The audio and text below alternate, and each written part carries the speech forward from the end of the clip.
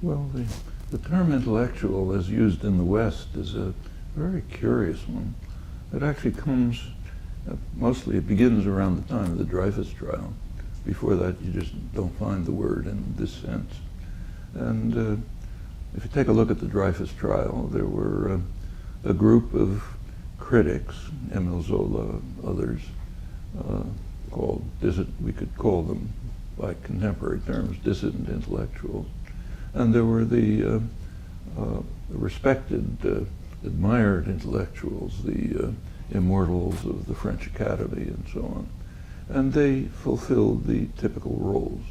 The critics were denounced, condemned. Zola himself finally had to flee the country. The immortals, the grand intellectuals, condemned them for daring to, what is this writer who knows nothing? How is he daring to condemn the majesty of the French state and the French military and so on? That's the typical division. The term came to be used at that time, but the tradition goes way back. So you can carry it back to classical Greece, for example, who was condemned to drink the hemlock, the guy who was corrupting the youth of Athens by asking too many questions.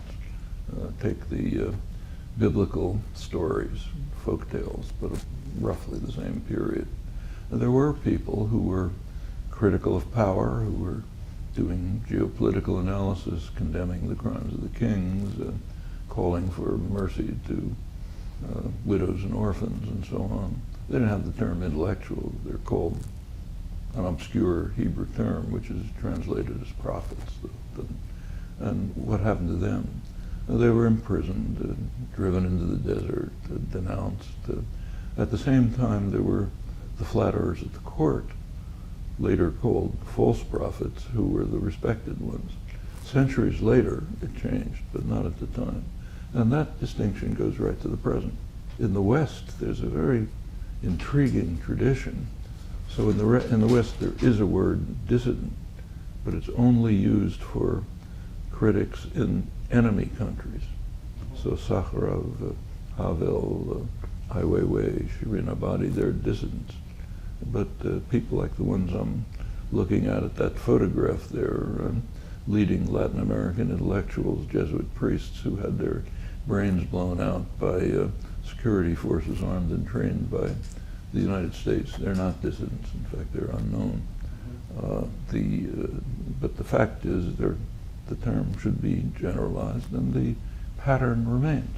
If you take a look at the people called intellectuals, typically in almost every society, the large majority of them are supportive of power and admired and respected and well treated. Typically there's a small margin who are critical, often take courageous acts to confront power, often sometimes write and speak, and in one or another way they're marginalized, condemned. Just how depends on the nature of the society. So if it's an American-run colony like El Salvador, as in the painting I'm looking at, they get their brains blown out. If it's Eastern Europe, maybe they're jailed. If it's Western Europe or the United States, maybe they're just marginalized and condemned. But it's a pretty typical pattern.